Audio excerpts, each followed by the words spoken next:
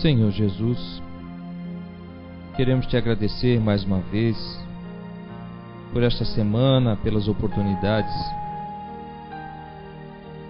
Queremos também pedir perdão pelas vezes que passamos do limite conosco e com os outros. Que tu possas abençoar a todos nós aqui, em especial os instrutores, o André, Pauline, que eles possam ser inspirados, que eles possam trazer os recados, as informações, que possam libertar a nossa mente e o nosso coração das travas que nós mesmos amarramos, Senhor. Obrigado pela tua infinita misericórdia e que possamos, Senhor, com a tua ajuda, a ajuda dos nossos anjos guardiões, estarmos receptivos nessa tarde tão bonita de sol de hoje, Senhor. Muito obrigado. Que assim seja. Assim seja. Obrigado.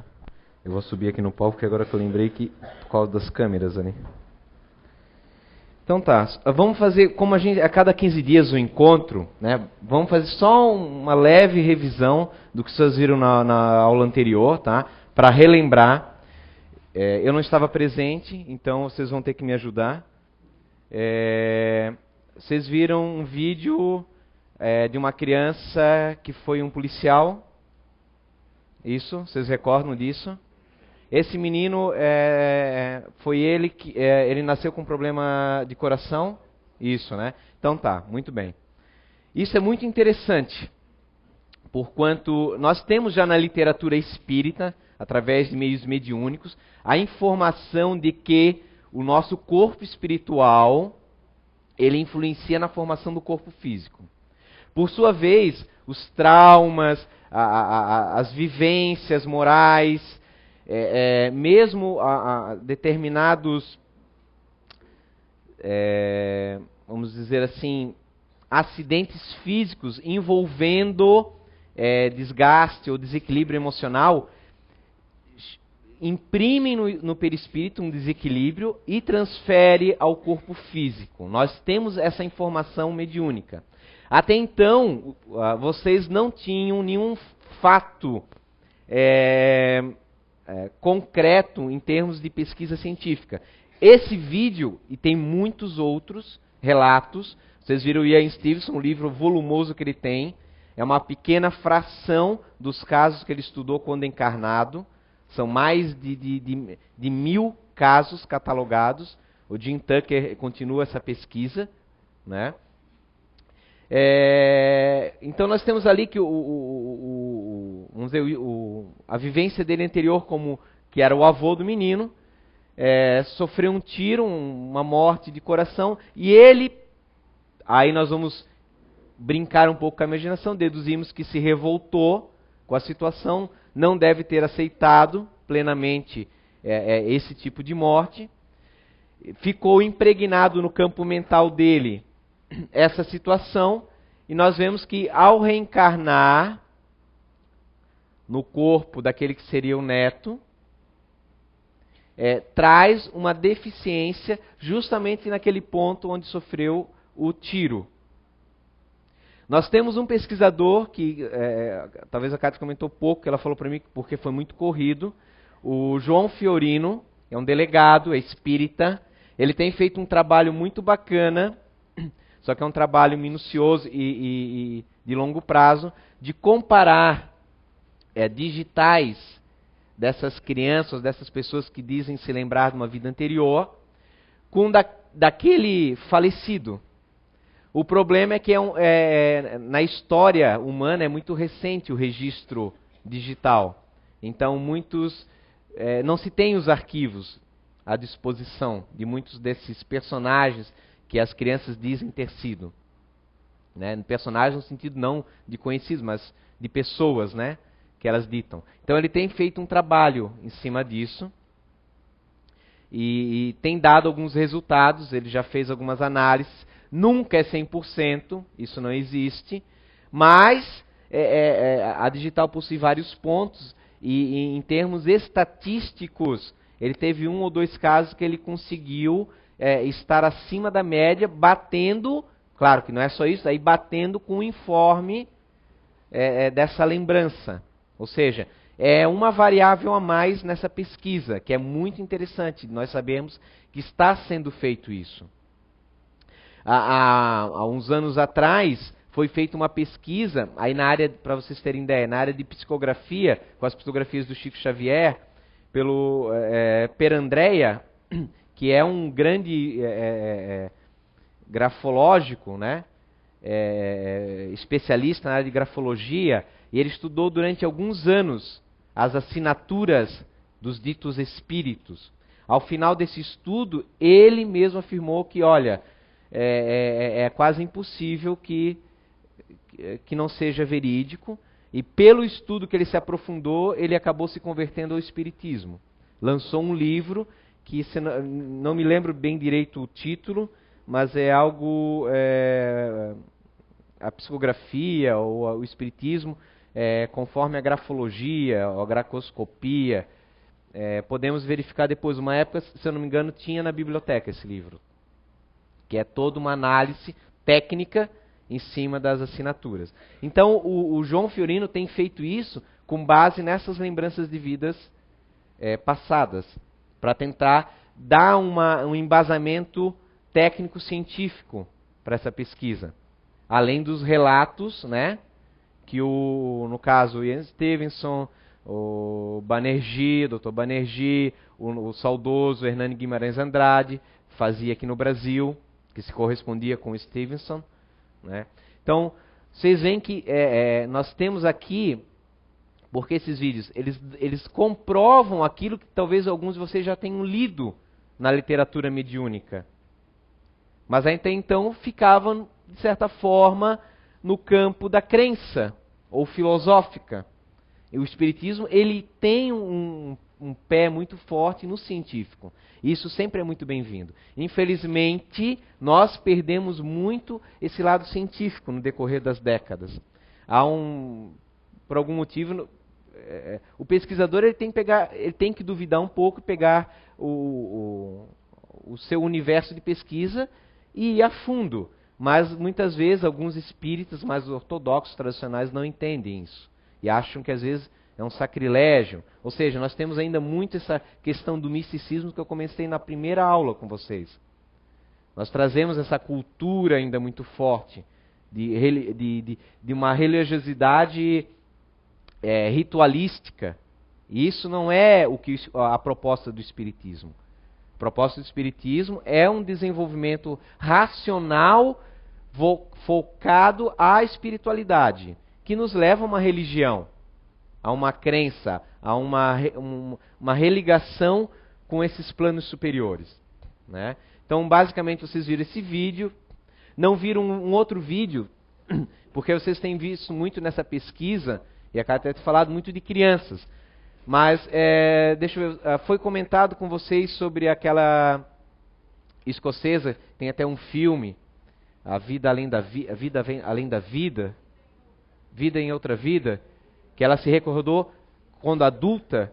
Veja, é um caso totalmente diferente, a gente não pode rotular. Ela estava já, acho que por volta de 30, 40 anos, em sonhos, se recordou de sonhos vívidos, que ela tinha, na verdade, desde a infância.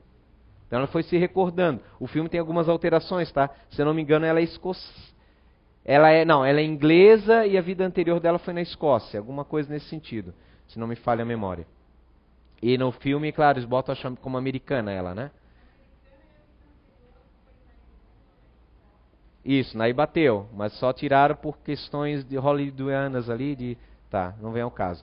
Mas, ou seja, é uma pessoa com 40 anos. Nós temos um outro vídeo que não foi passado aqui, que é no Sri Lanka, um país que acredita em reencarnação, e é o que nós vamos ver hoje, países e religiões que acreditam em reencarnação. O Sri Lanka tem a crença da reencarnação como algo oficial. Uma moça que ela, desde criança, lembrava da vida anterior. Já na adolescência, já esses 15, 16 anos, continua a ter a recordação fortíssima. Ao contrário do que acontece com as crianças. Que aí, 6, 7, 8, 9 anos, aquilo vai sumindo como se fosse um sonho.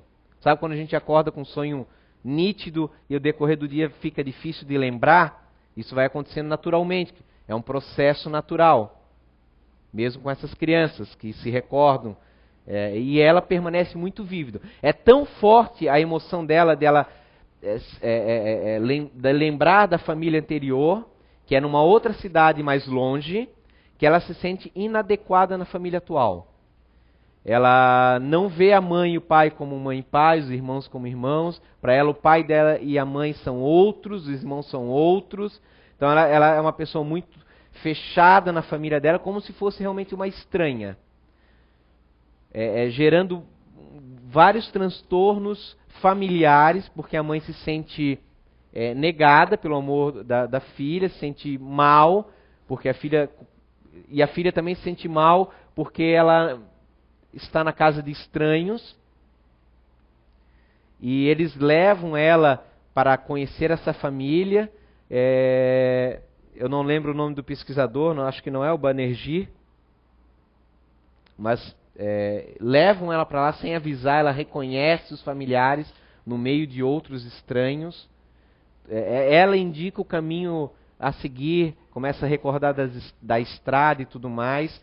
Mas outro fato interessante é que é uma pessoa que permanece com essa lembrança. Ela permanece com essa vida dupla. E aí, isso nos responde uma questão que geralmente as pessoas que iniciam o Espiritismo vêm nos perguntar. Poxa, André, não é mais fácil lembrar das vidas anteriores? Não seria mais fácil para o mundo?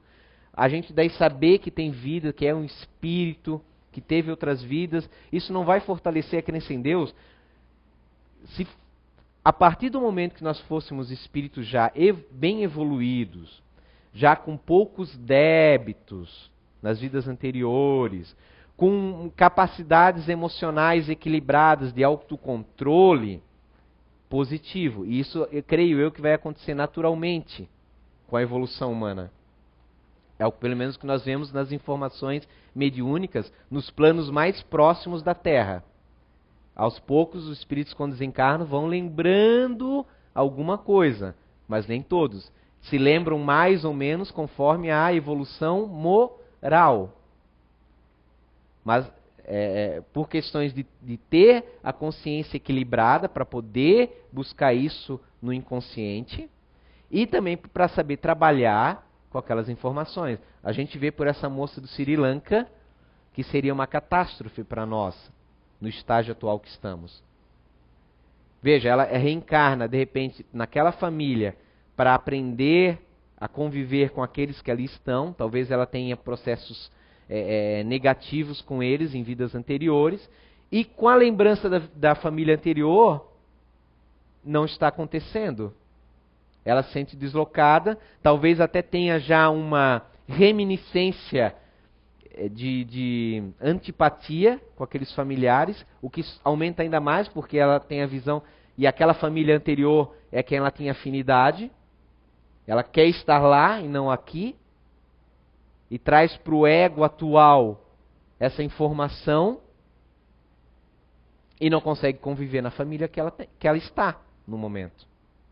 Então nós vemos, olha só que interessante, por esse fato, não é crença, a comprovação dessa precaução muito sábia da providência, de nos dar esse esquecimento momentâneo na vida atual.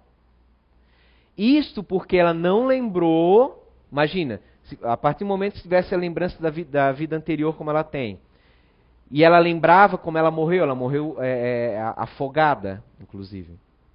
Imagine você lembrar, de repente, que morreu assassinado, e ainda ter a lembrança, de repente, que esse assassino é o seu pai atual. Seria uma catástrofe, como um recurso pedagógico para o espírito. Como evoluir? Como perdoar? Como aí amar, né, a família atual com essa lembrança em paralelo? Impossível. Impossível para nós. Nós não conseguiríamos. Então, esse quebra-cabeça dessas pesquisas vocês têm que fazer. Vocês têm que juntar aquele vídeo que vocês viram, esse outro vídeo, essa outra informação, com aquela informação que vocês leram e juntarem as peças, analisarem e usarem o raciocínio de vocês. Isso vai dar engrandecimento para vocês. Só assim. Eu posso dar interpretações minhas, mas vocês precisam buscar a de vocês. Senão vocês não crescem. Vai chegar ao final do curso e vocês decoraram algumas coisas que alguns monitores falaram, algumas coisas que vocês viram em vídeos ou leram, e é isso. Não vão conseguir usar isso no dia a dia de vocês.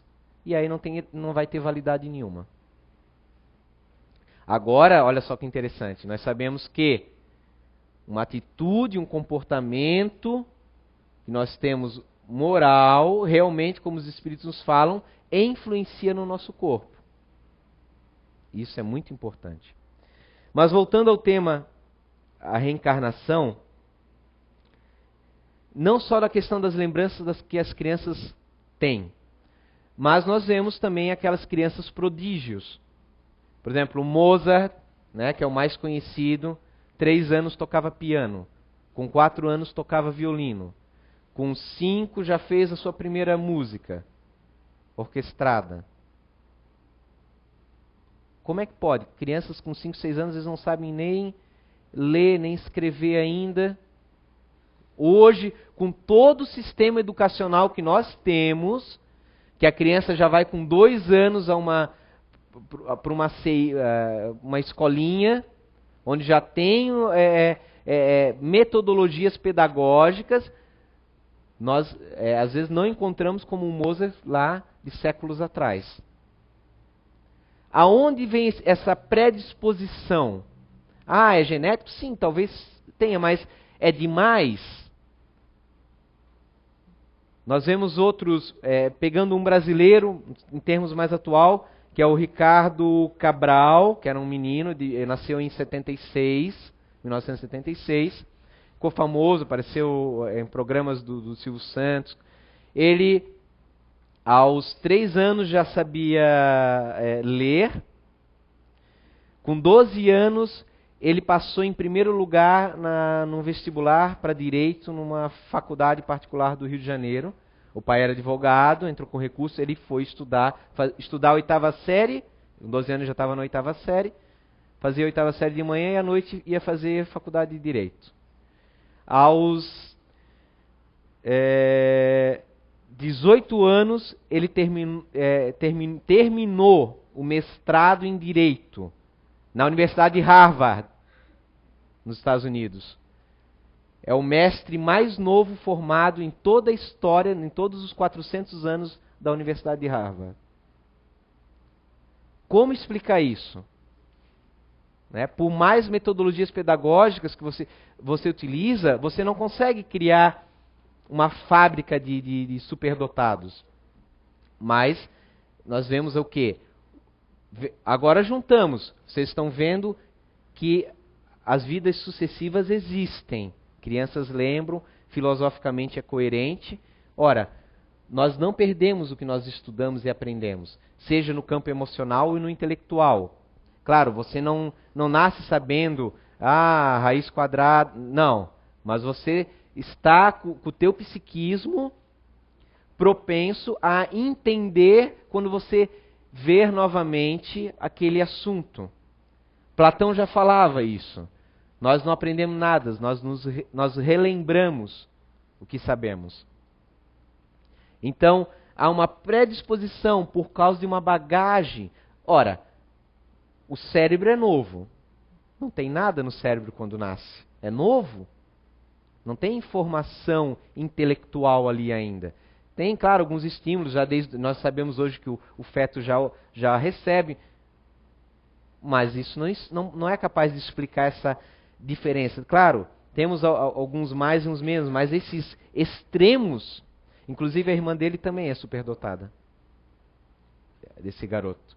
Não no mesmo nível que ele. E nós temos outro, o Emerson já com 12 anos também já discutia matemática. Temos um rapaz, um menino, hoje é um homem, na Índia, que com 8 anos na sua aldeia fazia cirurgias, com 12 anos já estava estudando medicina. Era um fenômeno na área médica. Nós sabemos também que eles não são crânios em tudo. Por exemplo, Mozart era um expert na música. E ponto. Em outras áreas, não. Porque o que ele estudou, de repente, em vidas anteriores, era focado nisso. Uma explicação. Temos que pesquisar mais, juntar mais fatos, mais dados para entender. Então, nós temos essas crianças que lembram de vidas passadas, temos esses superdotados, temos o famoso déjà vu, que em algumas circunstâncias nos acontece, poxa, parece que eu já vivenciei isso. Nos casos é muito forte o déjà vu. Pessoas que às vezes vão para um país visitar, conhecer, que nunca foram, de repente vão lá, caramba, parece que eu já estive aqui, eu tinha a ideia que atrás daquela colina ia ter tal coisa, e quando vai olhar, tem. Reminiscências que acontecem.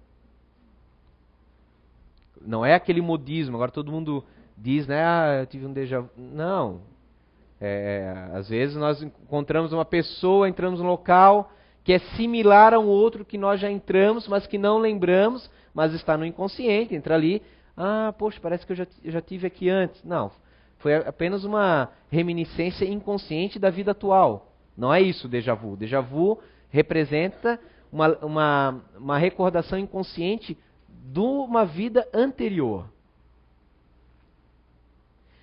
E aí, nós achamos muitas vezes que esse negócio de reencarnação é uma crença espírita, é uma criação de Kardec, quando não é. A reencarnação ela está presente em todos os cantos do mundo, em épocas diversas e há muitos e muitos milênios. Nós vamos encontrar no Egito a crença em reencarnação, e não no Egito atual, vamos encontrar num papiro, que eu até anotei aqui, vou ler para vocês, para terem ideia da qualidade da informação sobre reencarnação. É um papiro arqueológico, chamaram o papiro de Anana. Anana foi um escriba de um faraó, viveu mais ou menos 1.300 anos antes de Cristo. Ele escreve o seguinte nesse papiro: o homem vem à existência numerosas vezes. Ponto. Muito claro aqui. Entretanto, ele não sabe nada de suas vidas passadas, a não ser que, ocasionalmente, um sonho ou um pensamento o conduz a alguma circunstância de sua encarnação anterior. Ele conhece somente alguma coisa de familiar. No fim, portanto, todas as suas vidas passadas despertarão nele. Aqui, claro, daí ele já está falando da imortalidade da alma, o que os espíritos já nos falam, que espíritos puros passam a ter todo o conhecimento pleno que adquiriram nas suas vidas sucessivas e nas vidas espirituais, porque nós vivemos mais no mundo espiritual do que no mundo da carne. E se vocês pararem para pensar, temos informações mediúnicas que todas as noites nós nos desdobramos espiritualmente do corpo físico. Claro que nem todos nós aproveitamos plenamente a oportunidade. Alguns permanecem buscando o que lhes interessa nos desejos carnais, alguns permanecem presos na sua mente nos problemas cotidianos, outros até se condicionam a ficar adormecidos mesmo espiritualmente, mas muitos de nós, no decorrer, não todas as noites, mas no decorrer da nossa vida atual, somos muitas vezes socorridos ou levados pelos nossos guias espirituais a locais de estudo, ou é nos dado conselhos que não são recordados no corpo de carne. Mas vocês pensam, se realmente nós nos desdobramos à noite, nós temos aí o quê? Vamos dizer que temos o período até adormecer plenamente, mas umas 5 horas do nosso dia nós vivenciamos o plano espiritual. Faz a soma isso agora no decorrer aí de 70, 80 anos. É uma vida toda paralela que nós desconhecemos. Agora, junte mais as informações que nós ficamos entre uma vida e outra, algum período no plano espiritual também. E aí é relativo, tá? Vocês viram aí que geralmente essas crianças que lembram vidas passadas, o que elas têm de comum?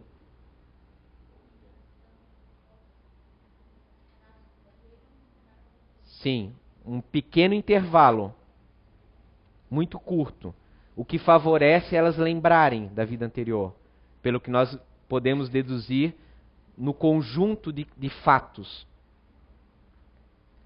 De certa forma, geralmente, vejam só, geralmente não estou falando absolutamente.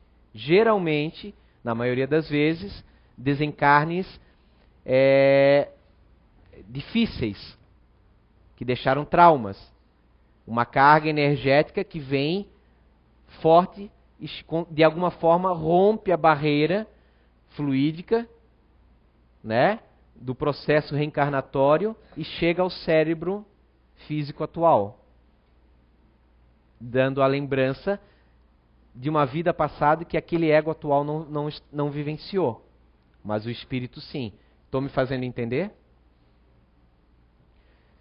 Então vocês veem, 1.300 anos antes de Cristo, temos um objeto arqueológico falando sobre a reencarnação. Não é algo novo.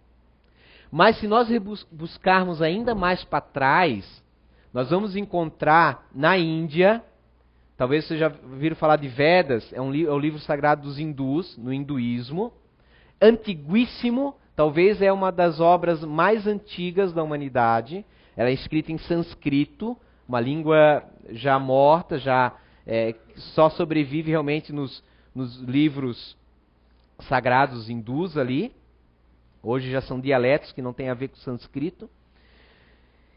E dentro que o Vedas é um conjunto, temos o Bhagavad Gita, que é um poema épico, onde Krishna, que é o Cristo deles, é o Deus deles, um dos deuses, porque infelizmente hoje o Oriente, se ele tem muito informação psíquica que nós ocidentais não temos, por outro lado, hoje na atualidade há um misticismo muito grande, não quer dizer que eles tenham é um conhecimento velado, é de alguns, não é geral, a população toda não tem esse conhecimento profundo, está mascarado muito com misticismo, assim como nós também temos o nosso misticismo. Então, hoje, tanto que se fosse assim, vocês não iam ver essas calamidades morais na Índia. A Índia, que é esse berço de desenvolvimento psíquico, de informação psíquica, mas acontece em algumas aldeias estupros coletivos, né, na atualidade de hoje, agora, nesse ano, estupros coletivos, condenando uma moça, ou seja, barbárie. Mostra a qualidade moral das pessoas que ali estão. Eles vivem em castas. Eles julgam as pessoas, porque você nasceu ali, naquela família, naquela casta, você não presta. Ou seja, muito atrás. Então, essa questão de separar o mundo em Oriente e Ocidente é uma ilusão hoje na atualidade. Nós temos ramos esotéricos fortes no Ocidente, temos também os originais no Oriente, mas temos as barbáries aqui e lá. Hoje é uma mistura, que é sadia essa mistura, tem que acontecer, né? O Brasil é um país de mistura também, né? É um laboratório que é muito saudável para gerar a tolerância que nos falta. Mas, no Bhagavad Gita, nós temos esse diálogo entre Arjuna, que é, na verdade, o Krishna que se materializou no cocheiro do Arjuna, que é um príncipe. Eles estão em guerra, certo? E ele vai guerrear com os familiares deles, que estão numa outra linha inimiga. E ele começa a se questionar se vale a pena ele lutar com eles, morrer, tal. E aí há toda uma discussão filosófica entre o cocheiro, que é Krishna, que ele não sabe, que é essa divindade hindu, e o príncipe. E ali nós temos informações sobre reencarnação muito nítidas, que eu vou ler para vocês terem esse conhecimento que lá também há reencarnação. A Índia, ela acredita em reencarnação. O hinduísmo é geral isso. Um trecho do Bhagavad Gita. Nunca houve um tempo em que eu não existisse, nem você, nem todos esses reis. Ou seja, ele está falando da imortalidade do espírito. Ele está comparando com a existência humana, ou seja, nós existimos antes dessa vida e vamos continuar a existir, ele vai falar. E no futuro, nenhum de vós deixará de existir. Assim como a alma encarnada, a alma que está ali, passa da infância para a juventude e vai chegar à velhice, de forma parecida, a alma passa de um corpo para outro após a morte. Extremamente nítido, sem qualquer floreio, sem qualquer dupla interpretação. Está falando ali no final, a alma passa para um outro corpo após a morte. Ponto. Conceito de encarnação no hinduísmo. No Antigo Egito, 1300, é mais ou menos, e aí nós vamos fazer uma jogada histórica, é mais ou menos o período em que Moisés esteve educado no Egito. 1300, 1400, não é unânime entre os historiadores, mas a gente lembrou disso, juntou com o papiro, ou seja, Moisés foi também, estudou dentro desses conceitos, porque vocês sabem, né, pela história da Bíblia, que ele recebeu todo educação que um nobre egípcio receberia, através, né, da princesa na época. Então ele ele estudou esses conhecimentos que eram um conhecimento restrito dentro dos templos. Não era um conhecimento popular. O Espiritismo tem essa vantagem. Ele está aí, a informação está aí. Quem quiser, está aí. É só pegar e estudar. Depende da boa vontade. Mas quando a gente dá as coisas muito fáceis, as pessoas não querem. E aí mas ali era só os escolhidos, né? Aí todo mundo quer entrar. Então quando se fala às vezes, ali é um templo Rosa Cruz, um templo maçônico, todo mundo quer saber, porque tem curiosidade de saber o que tem lá escondido, lá dentro, né? Qual é o pulo do gato, né? Mas o pulo do gato está ali, toda essa literatura. Só que tem que buscar, tem que juntar. Além disso, vejam só, uma coisa que nós vamos pegar ali.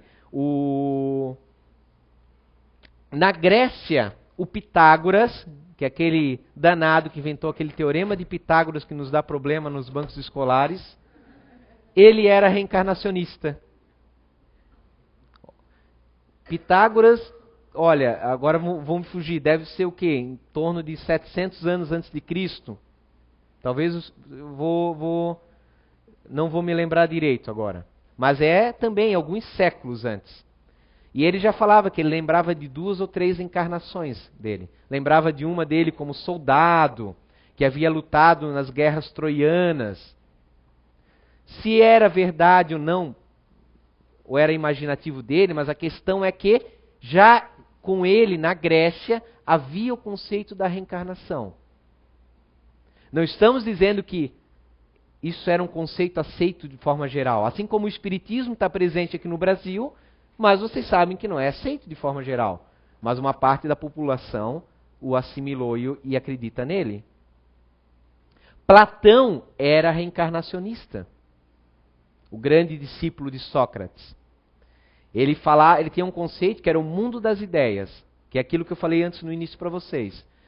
Nós não aprendemos, nós lembramos, porque ele dizia que tudo o que existe aqui está formado antes no mundo das ideias e se materializa no físico. Muito parecido com informações espíritas, em que eles nos falam que a tecnologia, as coisas que nós temos aqui, é uma cópia do que nós, na realidade, vivenciamos no outro plano de existência, nessas cidades, nessas moradas espirituais, que o Luiz Felipe nos trouxe através do livro, que André Luiz já nos trouxe, que Manuel Filomeno também já comenta nos livros, esses espíritos. Muito interessante isso também. É uma frase de Platão, é assim, ó, os vivos nascem dos mortos. E para não deixar dúvida, ele acrescenta que as almas dos mortos renascem. Extremamente reencarnacionista. E bem claro, sem deixar dúvidas a respeito. E aí nós vamos agora buscar um pouquinho da reencarnação num dos ramos que vai originar o cristianismo, o judaísmo. O judaísmo também acredita na reencarnação, coisa que nós não sabemos. Todos, não. Assim como o cristianismo tem suas correntes variadas, o judaísmo também tem. Uma delas, são 2 ou 3 correntes que acreditam plenamente na reencarnação. Uma delas é muito conhecida porque alguns anos atrás, décadas atrás, virou o modismo das atrizes americanas, que é a Cabala. A Cabala é um ramo do judaísmo. Eles têm um livro que é o Zohar, que fala sobre reencarnação. E para que eu não ficasse desatualizado, inclusive, eu até anotei uma fala de um rabi que está publicado numa revista judaica, que é, não sei se é assim que se pronuncia, Jabad News, de dezembro de 98, mas ele fala um pouco do conceito de reencarnação. Uma coisa que nós temos antes que ter a ideia. Não é a reencarnação dos hindus, a reencarnação dos egípcios, a reencarnação, que eu vou dizer, do judaísmo, não é exatamente iguais entre elas, a interpretação que eles têm.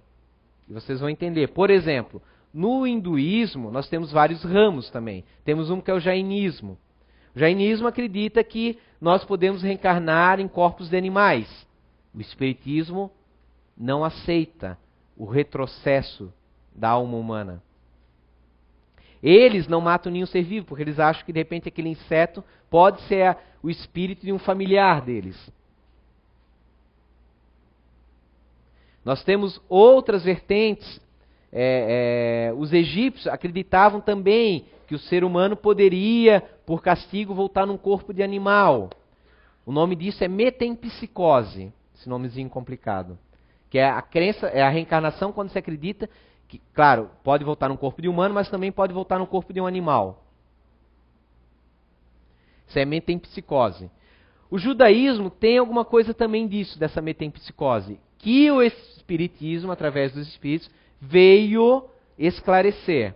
Depois eu vou comentar o porquê que tem um pouco dessa crença que vem lá do Egito, vem um pouquinho dos antigos e acabou perdurando. O Rabi, ele comenta o seguinte: o conceito de Gilgul, que é esse o termo que se usa no judaísmo, é originado no judaísmo. Na interpretação desse Rabi, o conceito de reencarnação original provém do judaísmo e se espalhou nos milênios atrás às outras religiões. Eu penso ao contrário, porque eu penso que o Moisés que tenha, na verdade, absorvido muito do egípcio isso. Mas temos que ver, porque os 5 livros primeiros do Velho Testamento são atribuídos a Moisés, né? Sendo que uma alma deve voltar várias vezes até cumprir todas as leis do Torá. O Torá é o Velho Testamento, tá? As leis de Deus. Então, olha só. É um rabi que está falando isso, tá? Agora não, 98, mas nos tempos contemporâneos. Uma alma deve voltar várias vezes até cumprir todas as leis. É reencarnação isso. Existem também encarnações punitivas, para reparar alguma falha cometida numa vida anterior. Ou seja, lei de causa e efeito. Eles também têm esse conceito, mas diferente de nós. Neste caso, a alma pode reencarnar até mesmo no corpo de um não-judeu. Para eles, punição seria nascer fora da etnia deles. né? Vocês têm que ver que assim, ó, que o judeu, a religião, etnia, tudo está tudo entrelaçado, como era antigamente, tá? Antigamente todos os povos eram assim. Se falava de um povo, se tinha todo uma ligação. Se falava, vamos dizer assim, do persa, tinha-se a cultura persa, o persa era um guerreiro, o assírio era um guerreiro, se tinha já montado, e nós fazemos isso ainda hoje, né? Muitas vezes, né? Mas já não é tanto, porque hoje, por exemplo, nós temos uma miscigenação. Se fala do brasileiro, caramba, qual é a cultura do brasileiro? É diversa? Não tem? De um corpo não judeu, de animal ou planta. Ou seja, eles acreditam também na metempsicose, em alguns casos. E não é só assim, alguns outros, aí temos interpretações diferentes, alguns rabis acreditam que, eles interpretam ali o Zohar, e eles acham assim que há uma limitação, por exemplo, vai se voltar umas 7, 8 encarnações, e aí você está pronto para a perfeição ou para o reino de Deus. Então, o fato é que eu quero ver para vocês, existe a crença na reencarnação dentro do judaísmo. E claro, vocês têm que ter ciência que essa crença, essa interpretação, não é a mesma que a nossa. Nós não acreditamos em metempsicose. Muitas vezes pessoas leigas, que nunca estudaram espiritismo, vão dizer, então vocês acreditam que eu pode voltar no corpo de uma barata? Não, o espírita não acredita nisso. Por um processo, primeiro, não tem vantagem evolutiva. O ser humano, ele retorna num corpo humano sempre, a partir do momento que entra no reino hominal do homem, do ser humano. Porque ele tem necessidade de estar evoluindo sempre. Por mais que nós vemos seres atrasados e perversos, está no estágio evolutivo que eles estão. Eles necessitam do intelecto para aos poucos progredirem. Como nós o fizemos em algum tempo. Como nós hoje estamos fazendo para um dia chegar num estágio melhor. Voltar num corpo de animal que não tem reflexo, não tem um intelecto humano, tem apenas um princípio inteligente, não tem vantagem pedagógica. E não é possível ao corpo, ao perispírito, o corpo espiritual, ele se unir fluidificamente ao corpo vital de um animal. A grosso modo, vejam só, uma analogia, não é assim, estou usando uma analogia para me fazer entender, como por exemplo, não há como fisicamente você cruzar espécies diferentes. Os genes não combinam, não há cruzamento, não acontece. A natureza não permite. A natureza do perispírito do ser humano não permite o acoplamento em fetos animais.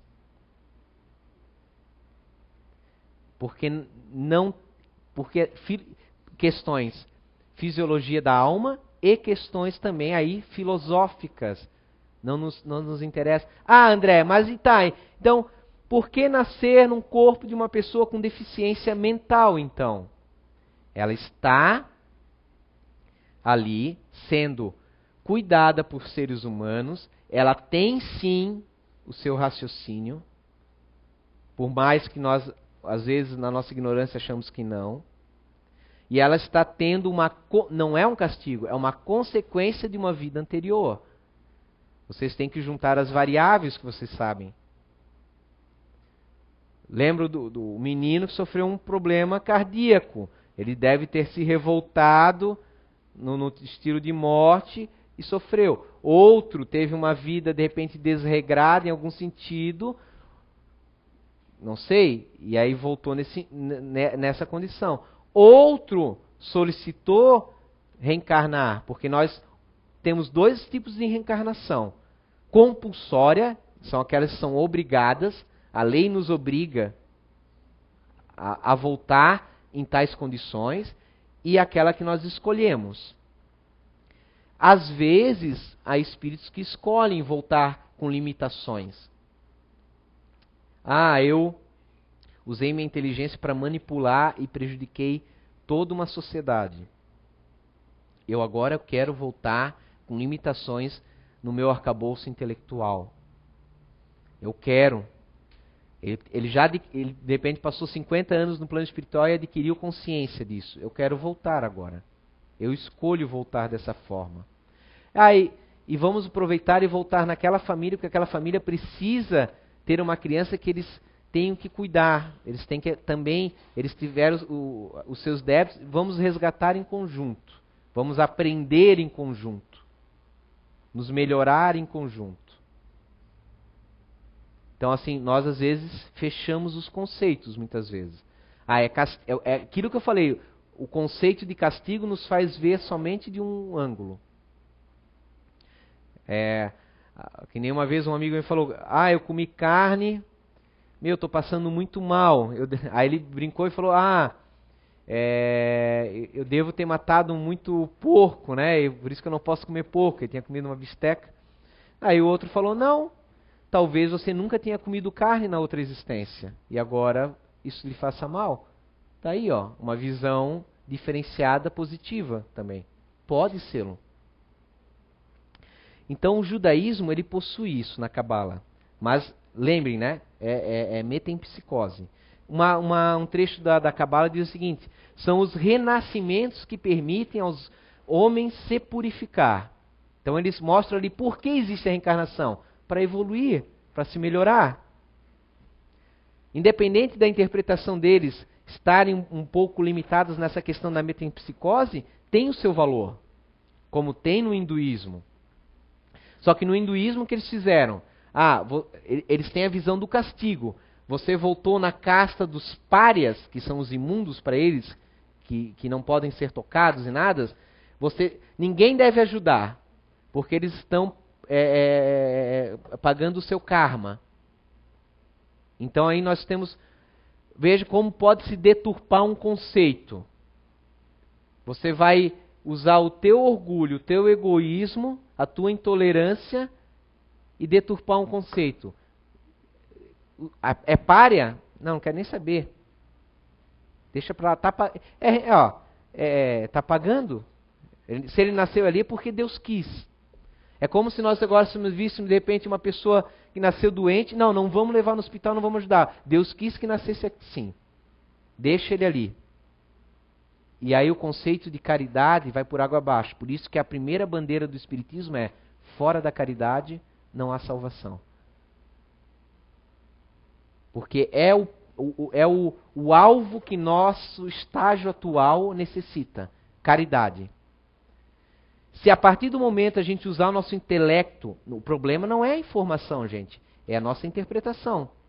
Nós somos muito sagazes para pensarmos ao nosso favor. A partir do momento que a nossa interpretação é usada para mantermos no orgulho e no egoísmo, para por aí. Está errado. Pode refazer toda a tua caminhada, todos os teus conceitos. Você está equivocado daí. E o cristianismo, Jesus, nos fala de reencarnação? Temos alguns trechos que dão a entender que sim. E aí nós vamos fazer uma pincelada histórica. Vamos fazer mais umas...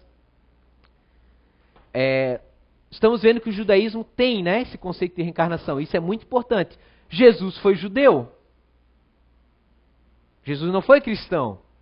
Foi judeu. Cristão depois foram aqueles que seguiram o ensinamento dele. Temos 3 seitas, 2 muito comentadas sempre: saduceus e fariseus. No tempo de Jesus. Mas temos uma seita que não é comentada, mas os historiadores têm as informações arqueológicas, porque era uma comunidade muito fechada, era extremamente conservadora nos rituais e nos estudos dos hebreus, dos judeus, né? Os judeus são os hebreus, né? É uma das tribos hebreias que sobreviveu, que eram os essênios.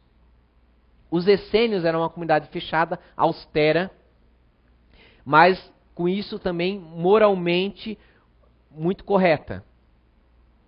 Há informações, através dos escritos do Mar Morto, que Jesus, se não foi essênio, teve contato com eles.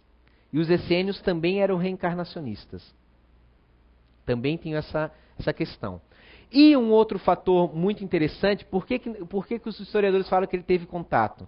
Porque vocês lembram da Santa Ceia, né? Do pão, do vinho, né?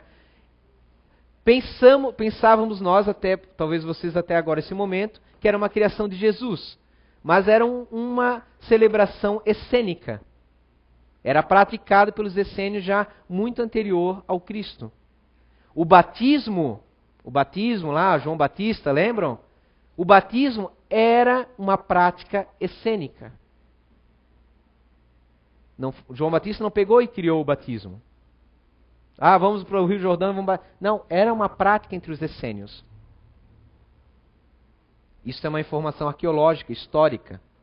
Então nós vemos que temos essa informação. Então nós temos ali esses essênios que acreditavam em reencarnação, talvez esses ramos atuais do judaísmo provêm dessa árvore dos essênios.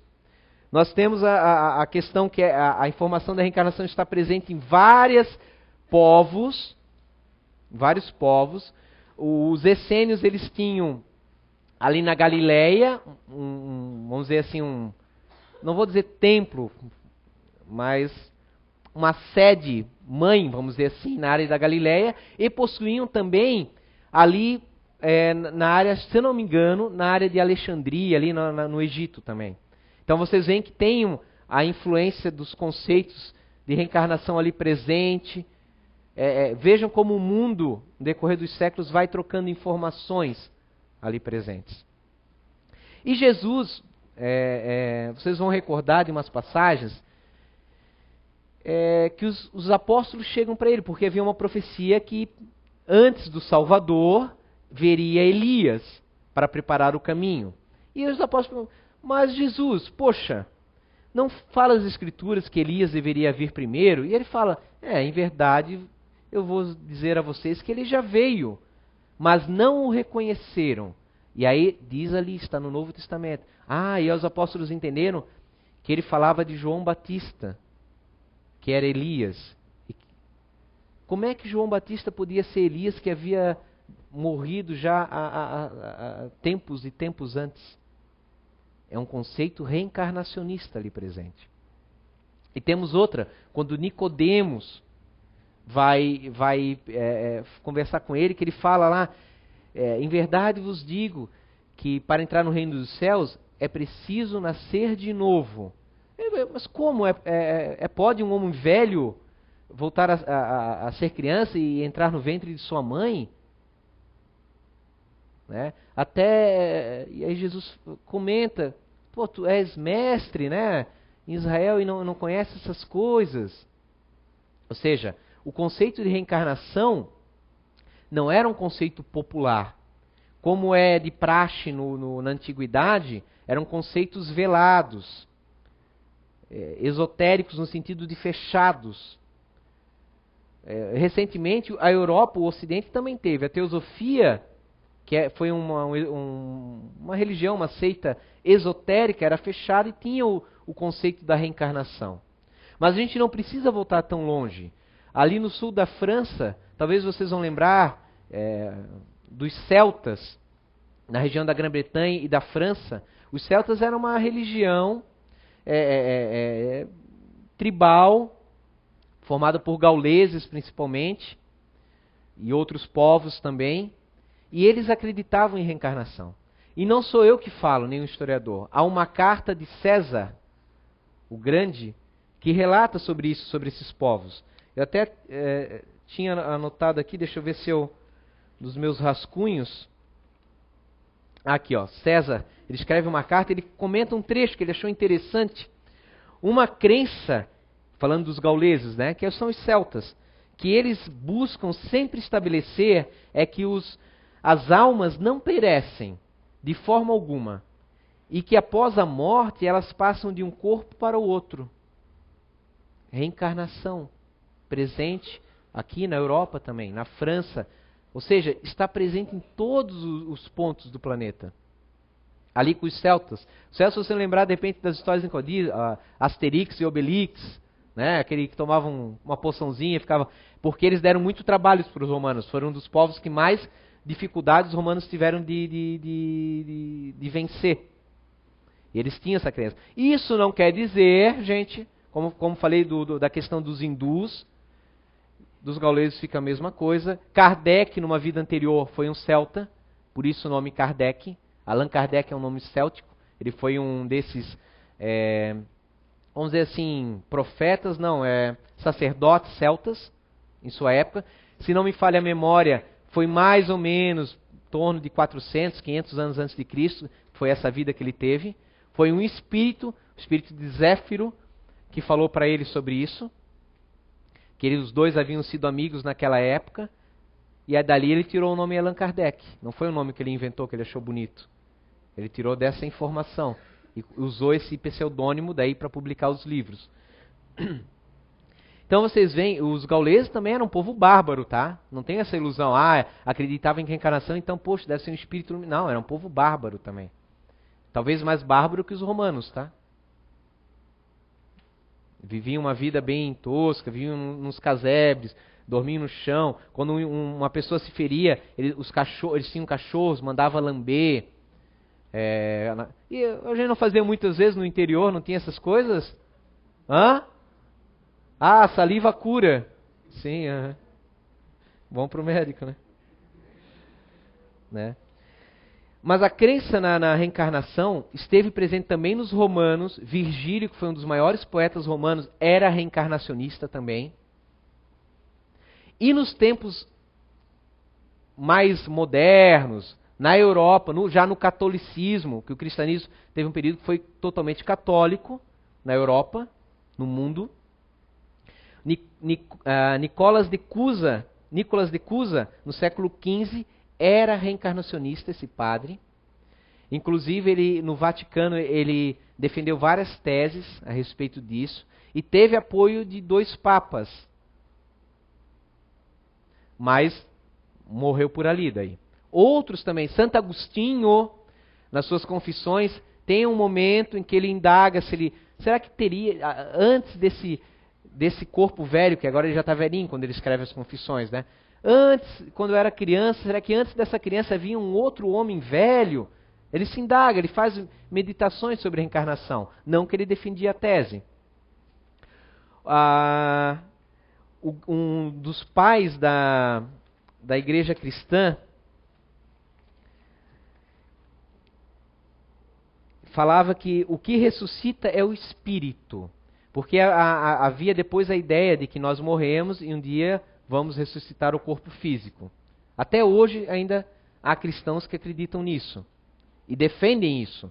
Orígenes, que foi um dos primeiros grandes pensadores cristãos, com uma quantidade exorbitante de obras, de teses, já havia discutido essa questão. Ele desenvolve várias argumentações naquela época lá, os primeiros séculos. Orígenes acho que é primeiro ou segundo século. E ele já finalizava, o que ressuscita não é o corpo morre, o que ressuscita é o espírito. E ponto final. Muitas vezes os questionamentos populares que acontecem já foram discutidos e já passaram pelos pensadores, já é coisa passada. E aí a gente fica triste porque muitas vezes teólogos ainda discutem coisas que já foram discutidas, que já foi argumentado. O próprio Jerônimo, um pouquinho nós já vamos finalizar, o próprio Jerônimo, que é o autor, coitado dele, né? Teve que traduzir a Bíblia do grego para o latim, sozinho. Né? Com um agrupamento, mas ele ficou responsável ali. Levou alguns anos. E aí nós temos... E ele não fez por mal. Claro, cada pessoa, quem sabe línguas, vai traduzir conforme a sua interpretação. Vai ter variações de um tradutor para o outro. Isso é normal. E óbvio que ele traduziu e teve algumas traduções que no grego é duplo sentido. Primeiro, o grego já pegou lá o hebraico e um pouco do aramaico, que a Bíblia era formada escrita em hebraico e tinha um pouquinho alguns livros, que a Bíblia quer dizer, né, biblioteca, união de livros, né, bíblios. Alguns textos são em aramaico. Os gregos pegaram os 70 anciões, traduziram para o grego, aí já tem um monte de coisa que acontece. Aí você pega uma tradução do grego, traduz para o latim, e só em 1400, final de 1400, 1500, Lutero vai traduzir para o alemão. E depois vai se traduzir do alemão para várias outras línguas. Se você pegar várias edições da Bíblia no português, você vai ficar pasmo com a diferença de palavras. Algumas não atrapalham o sentido, mas outras dão uma interpretação totalmente diferente. Uma passagem do Velho Testamento. Ainda que eu ande no vale das sombras da morte, nenhum mal temerei, porque o Senhor é meu pastor, né? E nada me faltará. E aí o Senhor é meu pastor e nada me faltará. Aí já transforma na teoria da prosperidade. Acredite em Jesus e nada te faltará. Mas a interpretação correta, Severino Celestino da Silva, espírita, teólogo, traduziu, pegou os textos hebraicos originais e nos traduziu. A tradução correta é: ainda que eu estou no vale, eu estou no meio de uma situação com medo, no vale da sombra e da morte, mas o Senhor é meu pastor e não me faltará. Olha como faz mais coerência com o contexto geral. Ainda que eu ande no vale da sombra da morte, nenhum mal temerei, porque o Senhor é meu pastor e Ele não me faltará. Em um momento, ou seja, Ele não me faltará nesse momento de tribulação. Ele estará comigo, vai me ajudar. E nada me faltará. Dá uma interpretação totalmente... E a Bíblia está cheia de interpretações assim. Não são interpretações como aquelas teorias das conspirações criadas para... não, são interpretações errôneas que acontecem. E vocês precisam ter ciência disso. Isso não é sacrilégio, você ter esse conhecimento. Por exemplo, tem uma Bíblia, quando Moisés fala lá, não consultará sortilégio, tal, nem espíritas, né? Como é que está a palavra espírita no Velho Testamento, se a palavra espírita foi criada na época de Kardec? Como é que Moisés vai usar o termo espírita? Ou seja, o tradutor pegou a pitonisa, de repente, na época, que é como se fosse a sacerdotisa, o termo pitonisa, e traduziu para espírita, ou médium, que seja, com essa interpretação. Mas não é a mesma coisa. Dá uma visão sectária, que estaria direcionada a uma doutrina, ao espiritismo, que nem existia nessa época. Então não faz sentido. Por que eu me estendi um pouquinho? Como o assunto envolve isso, para vocês terem ideia. Então muitas vezes a reencarnação, claro, o termo reencarnação vocês não vão encontrar antigamente. Vocês vão encontrar no judaísmo, por exemplo, é transmigração das almas. Transmigração. O termo reencarnação é um termo novo, criado mais atualmente para se entender. E aí, quando a gente traduz, se usa o termo porque todo mundo sabe que é reencarnação. Se eu vou falar transmigração das almas, o que é isso? A reencarnação. A reencarnação, por que não falou antes? Né? Então, vejam só que mesmo tem outras passagens que não vai dar tempo agora a gente narrar, dentro do Velho Testamento está cheio, no Novo Testamento também, mas você tem que ter a visão da situação. Há pessoas que pegam determinados textos e contestam. Mas Moisés proibiu a comunicação com os mortos. Pois é, mas por que então, depois dele, o rei Saul foi consultar uma pitonisa? Né, para saber se ele ia ganhar a guerra. Ele queria falar com o profeta Samuel, que havia falecido já. Está lá? Uma comunicação mediúnica lá na Bíblia. Então assim, gente, para vocês terem essa visão, os essênios, essas influenciações, reencarnação é um conceito universal, se a gente olhar. Nós que estamos por fora, nós ocidentais. Nós não, né, como espíritas. Mas, como ocidentais, nós estamos por fora. a maioria do mundo é reencarnacionista. A maioria do mundo. Hindus, judeus, aí vamos entrar ali. O budismo, que eu não falei para vocês, né? Budismo, vencer os desejos para sair da roda dos renascimentos. Como é que se escolhe o Dalai Lama? Que é uma dos ramos do budismo. O Dalai Lama, quando é pequenininho, eles levam para uma sala, está cheio de objetos. Tem 3 objetos que pertenceu ao espírito de um monge antigo, que eles acham que aquele menino é reencarnação. O menino tem que olhar aquilo e escolher os 3 objetos no meio de outros, para eles terem certeza que é a reencarnação. É assim que todo o Dalai Lama é escolhido. Reencarnação. Mas há correntes do budismo que não falam sobre reencarnação. Eles falam que isso não é importante. É a visão deles. Agora, por exemplo, já o do Tibete já fala sobre reencarnação. Aí nós vamos ter no Japão o culto aos antepassados. Todo japonês tem o seu templinho lá com as cinzas dos seus falecidos. Eles cultuam os antepassados, a comunicação com os mortos. Então, a maioria é reencarnacionista. Tem muitos outros, tá? Povos não vai dar, a gente extrapolou o tempo hoje já, tá? Espero que sirva como informativo para vocês, para pesquisarem, para relembrarem mais. Foi gravado a aula, tá? Todas as 3 aulas estão gravadas, tá? O Lothar e o Roberto depois vão disponibilizar ali no YouTube.